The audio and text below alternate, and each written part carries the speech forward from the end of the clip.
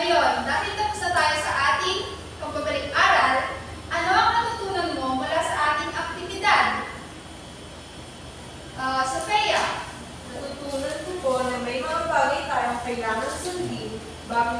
ng isang produkto upang mapanatili ang ating kaligtasan at kalinisan. Napakahusay naman. Masaya akong malaman na naalala niyo pa ang ating talakayan noong nakaraang araw. Ngayon ay nagkakaroon naman ulit tayo ng isang aktibidad. Mayroon tayong dalawang basurahan dito. At ito ay nabubulok at hindi nabubulok. Ngayon ay nagdurko kayo sa dalawang grupo at bibigyan ko kayo ng mga cut-out pictures.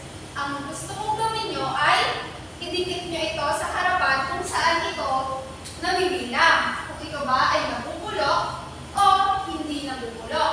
Malinaw ba yun, mga bata?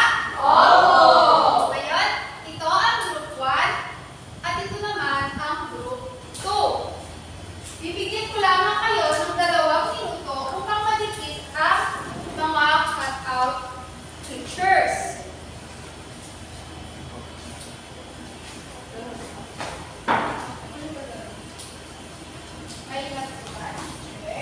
Yes! Tignan niyo mabuti kung ito ba ay nabubulok o hindi nabubulok.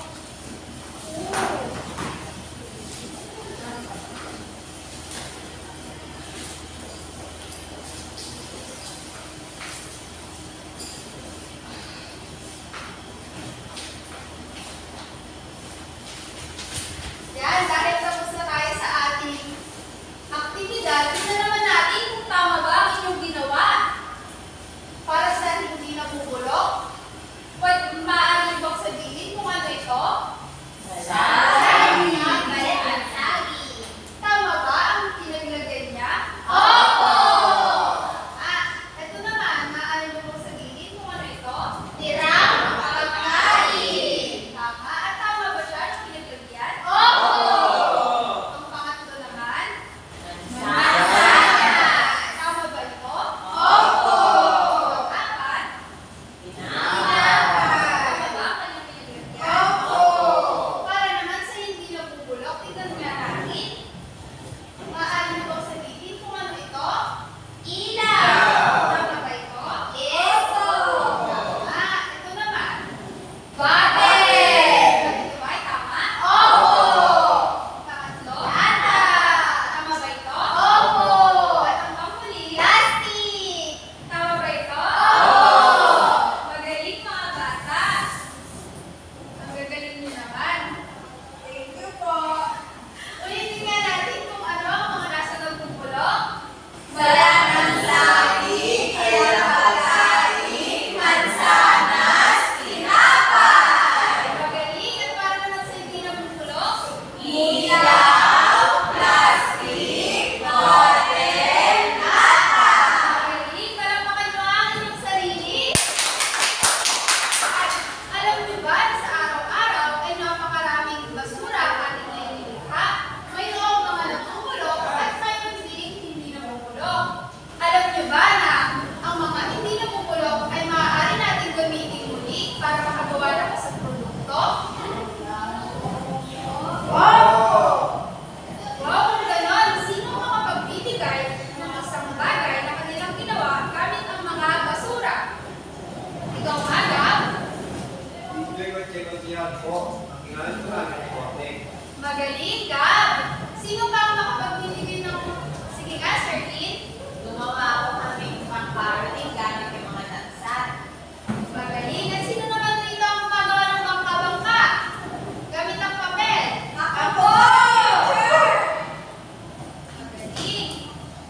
Masaya akong malaman na may karanasan na kayo sa mga paggawa ng mga bagay gamit ang recyclable materials. Ngayon mga bata, ano sa tingin niyo ang ating pag-aaralan ngayong umaga? Pag-receive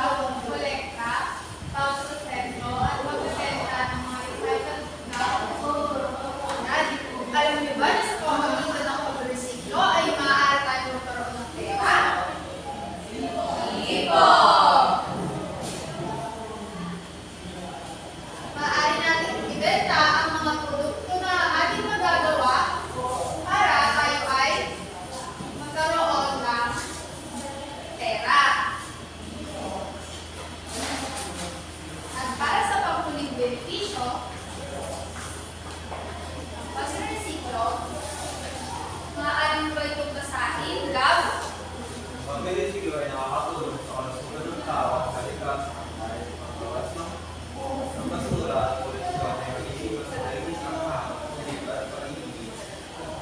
Yan, nakakatulong daw ito para mapabuti ang ating kalikasan. Basahin nga natin ulit ang tatlong benepisyo ng pagresiklo.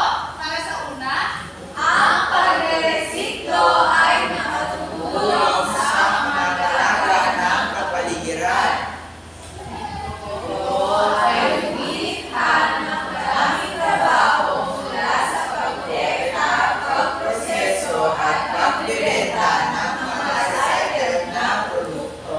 at para sa pangatlo, Nakatutulong sa kalusugan ng tao at kalikasan dahil sa pagbabawas ng basura at polusyon ay nagiging mas malinis ang aming tubig at paligid. mahusay mga bata, sa tingin ko ay alam niyo na ang benepisyo ng pagre-resiklo.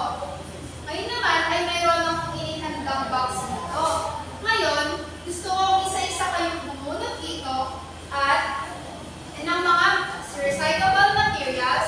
Ang gusto kong gawin niyo ay isa-isa kayong bumunot dito at sasabihin niyo sa akin kung ano ang naiisip niyong produkto na maaaring gawin gamit ang recyclable materials na ito. Maaaring pong pangunahan, Sir Lee.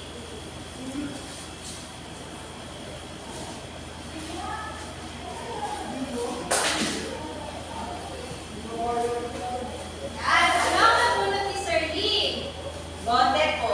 Ano ang maaaring gawing produkto gamit ang bote? Pwede po akong gumawa ng parol po. Tama. Tama ka dyan, Sir Lee. Pwede daw siyang gumawa ng parol. At narito pa ang ibang pwedeng gawin sa bote. Maaaring mong basahin, Sir Lee? Parol, bulaklak, base, lalagyan. Tama. Yan ang maaaring gawin sa bote. Tignan muna natin siya dito.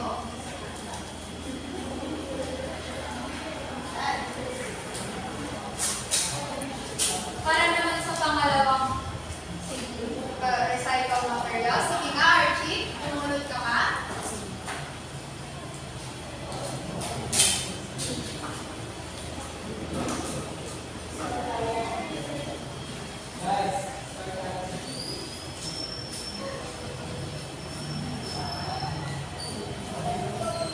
Teacher, ito po. Anong nabunot mo? Papel po. At ano naman ang maaaring gawing produkto gamit ito? Pwede po niyong gawing palamuti sa bahay. Yan, maaari daw gamitin palamuti sa bagay ay sa bahay. Naniniwala ba kayo doon? Oo! Yan, tama. Maaari ka na bumuo, Archie. At meron pa tayong pwede ibang paggamitan ng papel. Maaari mo ba itong basahin? Sheila? Paper mat, basket, at bulaklak. Narito ang mga halimbawa. Ganda pa lang ganon, teacher.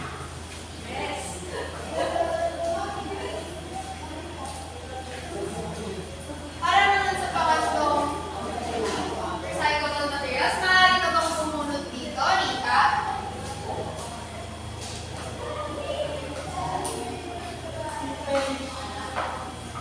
Sige, pumunta ka dito sa harapan. Pakita mo sa kanila ang inyong nabunot. Ano ang inyong nabunot? Plastic po ng chichirya picture. Ano ang maaaring gawin sa plastic na iyan? Ito po ay pwedeng gawin bag. Tama ka. At narito pa ang ibang pwedeng paggamitan ng plastic. Maaari mong basahin. Bag, unan, dekorasyon, at bulaklak. Tama. Narito ang mga halimbawa.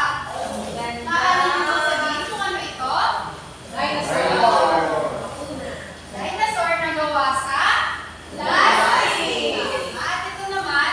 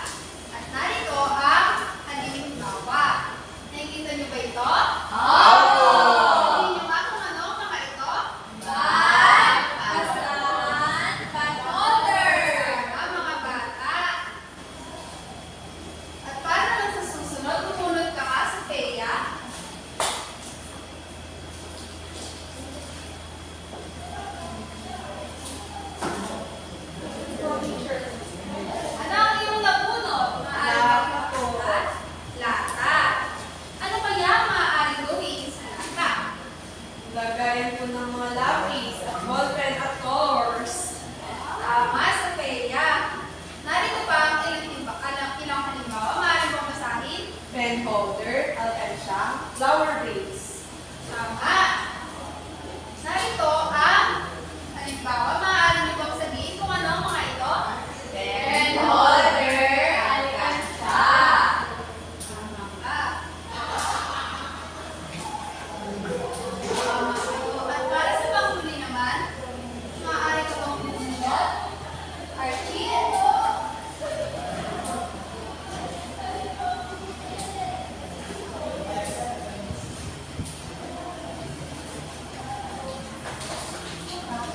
Ano ang iyong nabunod, Archie?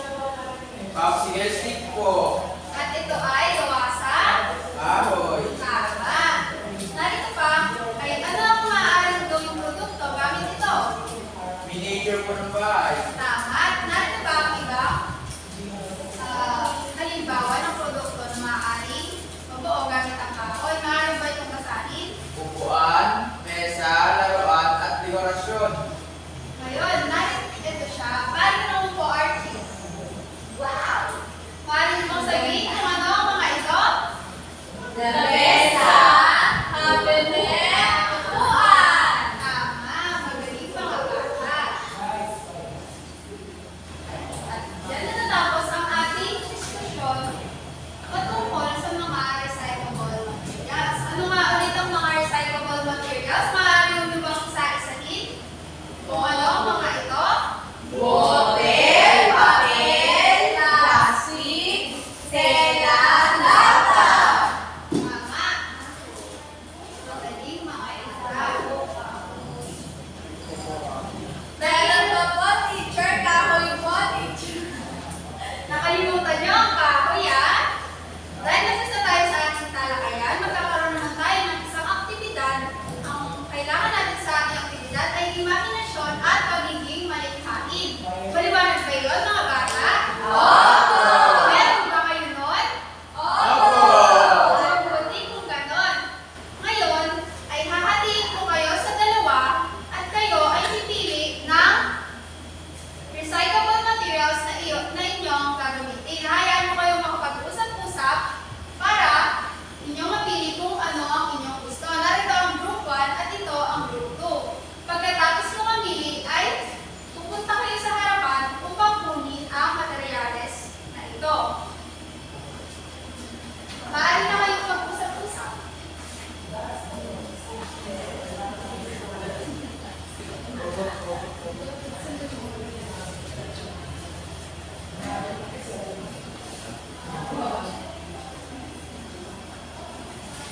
Tapos nyo na mga pag-usap-usapan kung ano ang gusto nyo mong materyales? Opo! Kung ganun, maaari na kayong pumunta sa harapan para makuha nyo ito.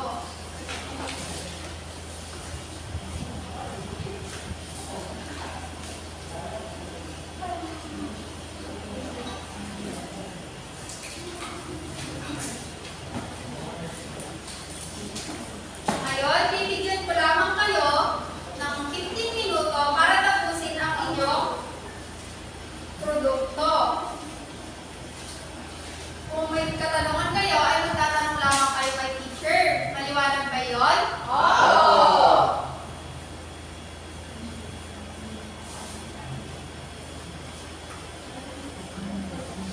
Ngayon ay pwede na kayo magsimula. Narito ang ibang produkto na maaari nyo pang gamitin.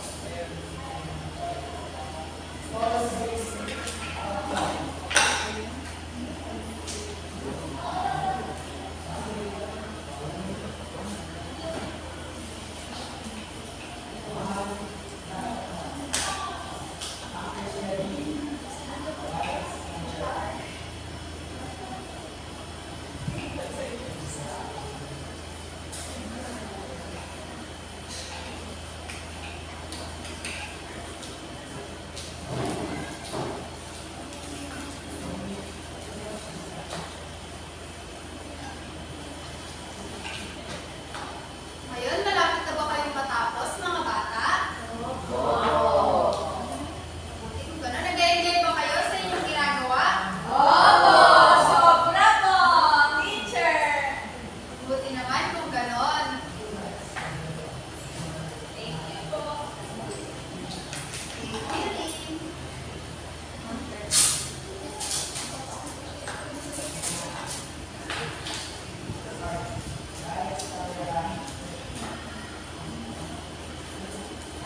May natapos na ba sa inyo? Opo. Sino ang tapos na? Ang group 2. Ngayon, hintayin lang natin. Meron pang oras ang group 1. Hintayin muna natin sila matapos. Maaari niyo pang gawing mas maganda ang inyong gawa habang tayo ay naghihintay.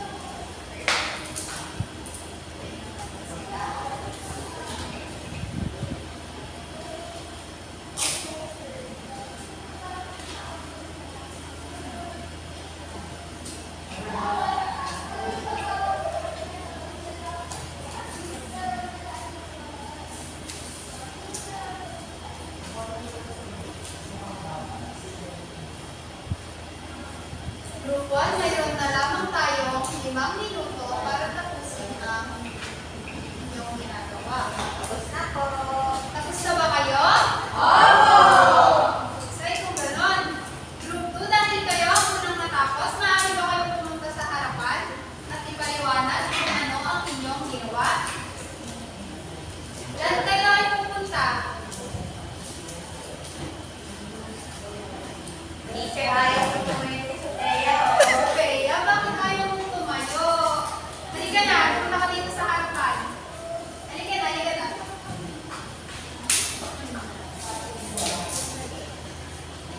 Ngayon ay ipaliwanag ko sa inyong klase ang inyong ginawa.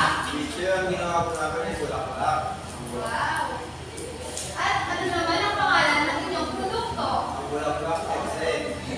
Ang bulaklak ni Jose. Magagaling! Ang ganda naman ng inyong ginawa. Gumawa raw sila ng bulaklak ni Jose. Maaari na kayong umupo, group 2. Mahusay. Para naman sa group 1, maaari ba kayong pumunta sa harapan para sabihin kung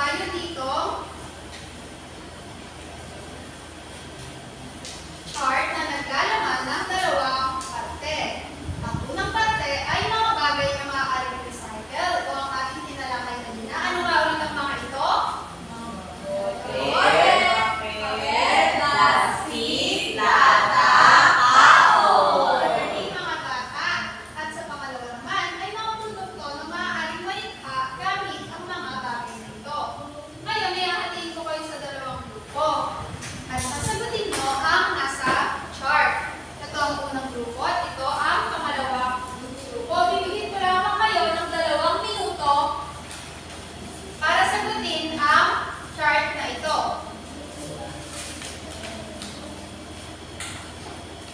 Maliwanag ba yun, mga bata? Opo.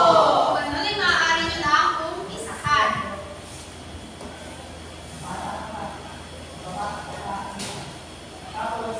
Tapos na ba kayo, mga bata? Opo. Magaling kung ganun. Palakpakan nyo nga ng 3 beses pataas ang inyong mga sarili. Sobrahan. Magaling, mga bata. Dahil tapos na kayo, ay kukunin ko na ang inyong chart.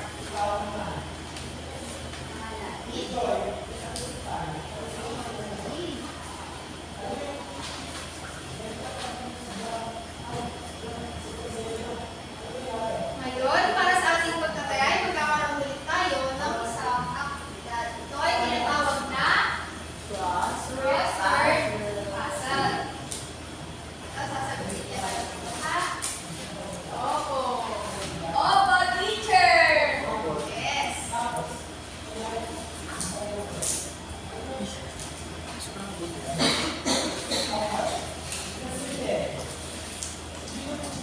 Mayroon tayong 15 na paibaba at 15 na pareto. Ngayon, kopyahin niyo ito sa inyong notebook dahil mamaya ay atin itong sasagutin. Maliwanag ba yun, mga bata? Opo. Nakopyahin niyo na ba ang ating chart? Opo. Ngayon, mayroon ako rito mga hints para masagutan nyo ang ating crossword puzzle. Para sa ating across, o pagganito, ito ang number 1. Tandaan nyo mabuti, okay? Opo! Para sa number 1, ito ay halimbawa ng recyclable materials na maaaring gawing parol. Uulitin ko. Number 1, ito ay halimbawa ng recyclable materials na maaaring gawing parol. Tapos na ba kayo sa pagsagot? Opo! Para sa number 2, materyales na maaari pang magamit muli. Ulitin ko, materyales. Ito ay materyales na maaari pang gamitin muli. Sa number 3, isa ring halimbawa ng recyclable materials na ginagamit sa pagsusulat. Number 4, karaniwang ginagamit sa pagbuo ng padaw na ito ha. Karaniwang ginagamit sa pagbuo ng pad. Number 5, halimbawa ng recyclable materials na gawa sa metal. At number 6, recyclable materials na karaniwang ginagamit sa mga bag at sulat. Ngayon, tapos na ba kayo sa paggawa, mga bata? Opo! Maaari nyo bang sagutan ang unang numero? Rita?